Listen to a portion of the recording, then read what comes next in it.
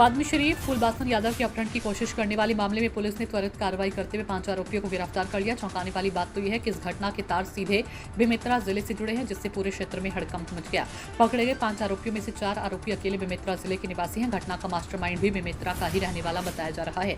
Police की इस कार्रवाई के बाद जिले के बिरला थाना क्षेत्र में भारी चर्चा है। गिरफ्तार की गए आरोपियों में 2 महिलाएं भी शामिल है। आरोपियों का विवरण इस प्रकार है। खुशबू साहू निवासी ग्राम भिंबोरी, थाना बिरला, जिला बेमेतरा। सलोनी महेश्वरी निवासी ग्राम नेवनारा, थाना बेरला, जिला बेमेतरा। दिनेश बंजारी निवासी ग्राम नया ढाबा, वार्ड नंबर 14, थाना बेरला, जिला बेमेतरा। चिनकराम साहू निवासी ग्राम रताम बहेरा, थिना, जिला बेमेतरा। गोपाल खिलवार निवासी ग्राम पथरिया, थाना अहिवारा, जिला दुर्ग। क्षेत्र में आक्रोश और चर्चा।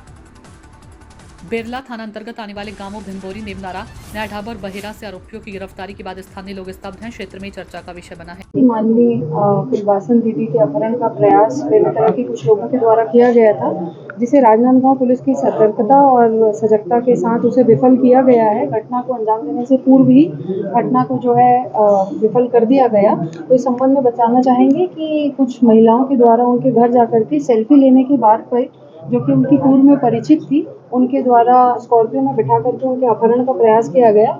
आगे जिस प्रकार से ट्रैफिक की जो चलानी कार्रवाई सीट बेल्ट के ऊपर चल रही थी, उस पे इंस्पेक्टर नवरत्न कश्यप के द्वारा उस गाड़ी को रोका गया और गाड़ी को रोकने पर, सीट बेल्ट नहीं लगाने पर ड्राइवर को चलान हेतु नीचे बुलाया गया। नीचे बुलाने पर जब आगे की कार्रवाई कर रहे थे तो उसमें पता चला कि पीछे कोई एक महिला है जो कि छटपटा रही है और वो गाड़ी से अपना पैर भी बाहर कर रही थी 1-2 बार, जिस पर से और संदेह उत्पन्न हुआ।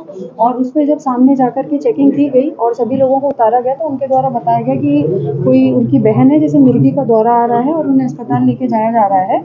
और उस पर से जब उन्हें विश्वास नहीं हुआ इस बात पर और थोड़ा शक हुआ तो सभी लोगों को नीचे उतार के देखा गया। उसमें फूलबासन दीदी जो थी वो भी उसमें दिखी, पद्मश्री फूलबासन जी।